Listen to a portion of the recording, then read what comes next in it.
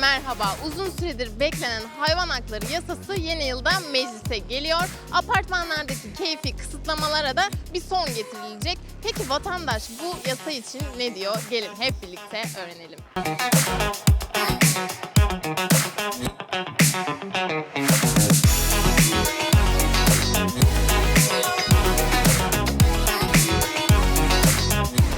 Bence iyi bir şey. İnsanlar hayvanları besleyebilecek evde.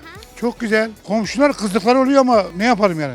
Kızmamaları lazım. Bütün hayvanlara saygı göstermek lazım yani. O da bir varlıktır, o da bir candır yani. O da bir can taşıyor. Apartmanda hayvan gerekmez. Gürültüsü çocukları bebekleri, çocukları, hastaları rahatsız edebilir. Ama dışarıda asla zarar gelmesini istemem. Fakat ben katılıyorum. Apartmanda ayrı bir bölümde olursa çok âlâ. Valla bilmiyorum ki, aklıma bir şey gelmiyor. Hiç güzel değil. Ben bir kere çok korkuyorum.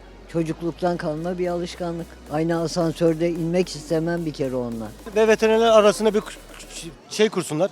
Kolektif ne kuruyorlarsa aralarında para toplasınlar. Sokaktan gelen hayvanlara bedava ilaç sağlasınlar. Ve evi benim. Rahatsız oluyorsa gitsin şikayet etsin o zaman. Neyden rahatsız olduğunu ifade etsin. Komşulardan tepki aldın mı? Hayır. Hiç ses çıkarmıyor mu? Çıkardılar tabii de babam gerekenini yaptı. Ya pisletiyor her yeri, ne yapayım ben?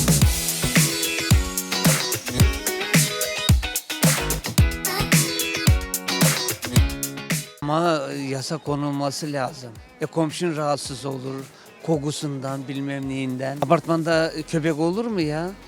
Köpek sokaklarda olur. Doğru, insan eve durur, hayvan eve durmaz.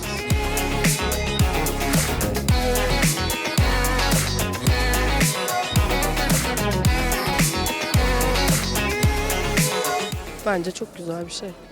Çok güzel düşünüyorum çünkü ben de bir hayvan severim. Evimde hayvan demeyeyim aslında, bir arkadaşla yaşamak isterdim yani. Çok doğru. Ya rahatsız etmez bence çünkü geceleyin uyuyorlar onlar bizim gibi yani.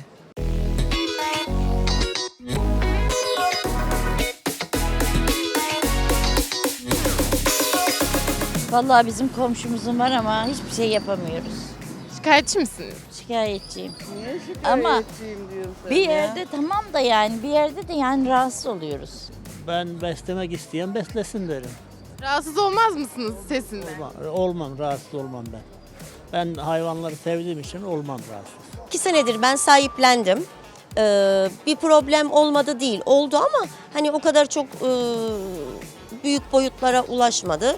Apartmandakiler genelde istemiyorlar. Evet, bazı canlılar yani durmuyor, havlıyor. Yani kimseyi de biz hayvan sahipleri olarak rencide etmemek durumundayız. Rahatsız etmemek durumundayız. Onun sorumluluğunu almak durumundayız.